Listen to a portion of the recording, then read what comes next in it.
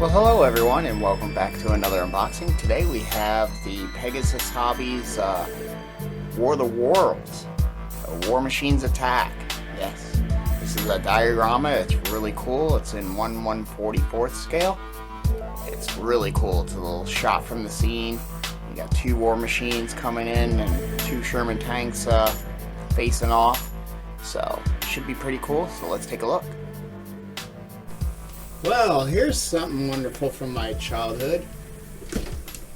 We got the Pegasus Hobbies War of the Worlds, War Machine Attacks. This is from the 1953 movie. This is really awesome. I remember this, the first time I heard of anything about the War of the Worlds was a friend of mine, Chip. He had a cassette of the radio broadcast that they did, like the aliens landed in Trenton, New Jersey. And I remember listening to that, and I thought that was great, and that's the one that where everybody got all panicky that entered the broadcast before they heard the disclaimer that was only at the very beginning of the broadcast, and anytime they did a commercial break and they came back like it was live. And then I remember, a couple of years later, doing a Saturday morning cartoon thing, and then by lunchtime we would start watching some movies, on a rainy day or something like that, and this came on one time and I watched it and enjoyed it, and I even enjoyed, it's different, and I like that they did it different. The newer version from Steven Spielberg with Tom Cruise and stuff. I actually went and ordered one of those tripods in a diorama, and this is a diorama. So this is in 1/144th scale. So, and I did order a bigger version of this. They have several kits. This is 9002. I think 9001 is the single. Just one of these spaceships in the 148th, and then same with the newer version. They have a 148th version, which is going to be real tall, and then they have the diorama with two of the tripods attacking a city landscape. So I ordered the diorama one version because you can do so much more lighting and animation to it. So, but here in the back has a little bit of a history on on it as far as what the movie's about, and pretty much blank and the same pictures on the sides. This is still new, sealed in a box. So let me grab a knife here and let's pop this sucker open and see what this is all about. Ooh, wow, the styrene is like brittle. Oh yeah, the cellophane is a brittle one. And I got this at a good price, so I'm like, yeah, it's something cool I don't have, but remind me of my childhood. And pop her open. Come on, you. Very simple. Here's our parts bags. Here's our clear parts. There's your laser blast. There's the splat. And there's the beam coming down. Oh wow, and there's your wing tips, and I don't know what those smaller ones are to. Oh, to the eyepieces that are up on that like gooseneck thing. And then the other ones are the tips of the ship, and then you got your splats and you got your cockpit, screens. So that's what's in there. Here's the base. It's a nice solid sturdy base. Yeah, you got a little plaque here where you can paint in War of the Worlds. It's actually molded in it. Probably can't see it on the camera, but it's molded in it. And it's just like in the beginning in the movie when their ship crashes, but it looks like a meteor crashing, and they come out of the dirt and stuff. This kind of gives you that. It's supposed to be based off of that landscape, because I think the movie is more out west or something like that. The movies that the radio broadcast was Trenton, New Jersey. This version of the movie, the original, is like I think out west. I have to watch it again. I'm gonna watch it before I start building this. But I remember it was like a California kind of deserty with, you know, small brush and stuff like that. And so this mimics it real well with this, just the small little hills and small little shrubbery in the desert. And that's got to be the stands where they are. The holes there for how they stand up. They even got the built-in tank tracks because it's supposed to have two tanks. Because it comes with two tanks that go here, so they even have the tank tracks actually molded in, so you can have them sitting here facing off with the alien ships. And you got a bunch of people down here. You got 3 of them. Oh no, they're done. So I'm gonna make them look like they already got hit by the beam, the blast. And now I don't know if that's true to the movie that there's 3 people that get like that. I'll have to check. That would be pretty cool if they actually captured a scene, you know, from the movie. But that's the base. You know, let's pop in here. The clear parts, I think I'm going to leave here, like, just because it's small, and some of them are really small, like those that go on the goosenecks, the head blasting piece. Yeah, those are really small. But that's all it is, just the laser blast. That's what that long rod is. It's clear, and it's got that morphy kind of beamy, streaky kind of thing, and then the blast. And like I said, it has all the, then you got that piece, those tips. I think there's pieces that go onto the bottom of this. Oh no, since this one's small, they don't. I think the 148 has the clear parts for the 3 areas that glow green on the bottom of the ships. I think it's 3. Yeah, it's got to be 3, because that's how they're supposed to travel, is off a tripod, you know, hovering type of thing. So we might be able to make those still work.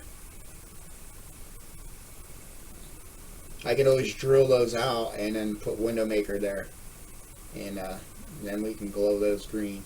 And it's a good thing I ordered did that come in yet? I don't know. I ordered some transparent paint. I got the blue and red, but I do have a green from Vallejo. Transparent blue and transparent red, and I do have a transparent green coming. So that's going to come in handy. Hopefully it has that very sickly, you know, nuclear kind of looking green. We'll have to see. Hopefully we can get it to look like that. And I'll put a green light in there, or do I keep them clear and just put a nice green light in there? But I don't know. I think it'd be best to try to color as best we can. I don't know, maybe it'd be better to go with a green light, because those wingtips are pretty much a solid plastic. And I don't want to paint the outside of them green. I mean, I guess I could.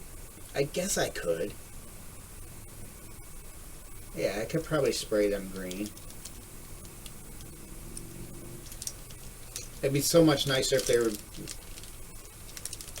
kind of green, you know, once you turn them on. But yeah, I might have to actually paint them green. And we'll keep them glossy. But that's the thing too, you know, the difference between Star Wars and Star Trek and stuff. And this, you know, this is 50, so everything is like that shiny, everything. So we're gonna do that, everything shiny and glossy. We're gonna go with that effect, except for the tanks and stuff. Here's one tank. Here's number 2 tank. Fairly simple build. It's just the 2 treads that the whole assembly is together.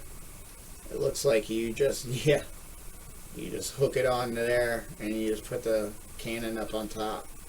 So that's cool. So you got those 2. And then these have got to be the bodies of the ships, and that's pretty much all there is to it. You're going to keep that plastic. Yeah, and there's your hulls. There's your bottom, and there's your top. That's the little peg that goes in there, so we'll have to get that sealed up really good, because then there's the gooseneck. piers up in the top. And how can I get a light in there? What I'm thinking,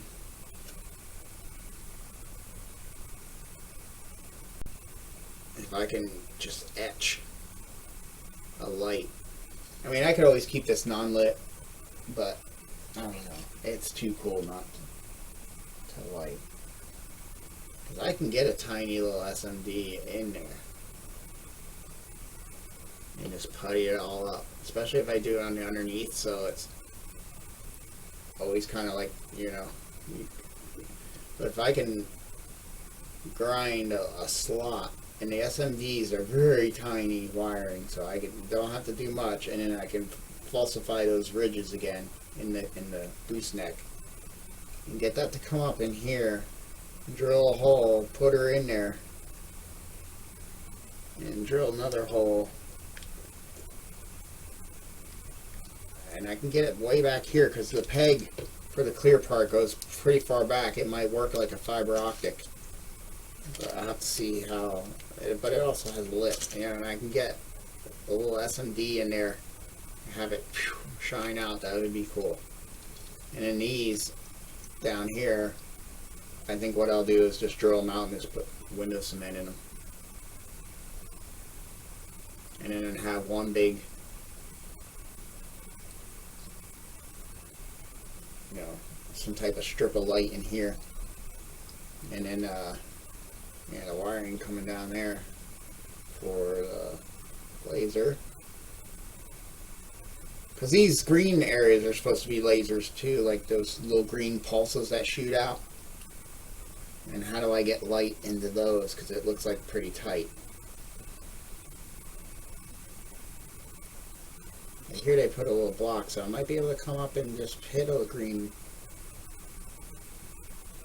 I don't know if I do one big massive green light in here or white light, and if I do these, paint these with a transparent green, I can do a white light, which would be much better. I can really blast this with white light and see. I can do a test and see if I can get it to come out those. So, and then I would also work with the bottom, so I can do like a strip light, high density, just boom, right across here. Or back in, even back in here, because it's such a small cavity. But that's cool. But there she is. Fairly simple, but it's going to be a nice kit to build. So again, I hope you come back when we actually start doing the series. I think it'll be fun to see how we can actually come up with some lighting on here. We could probably do something with the tanks if they're going to be permanently in a spot on the diorama. I can just run, you know, the one that's not getting destroyed by the laser beam, or the, you know, whatever that's shooting out of it. I could always drill up through here, and well, that's really skinny. We'll just have them sitting, but anyway, again, I hope you come back and watch the series when we start it. Should be a fun build. Until then, thanks for watching.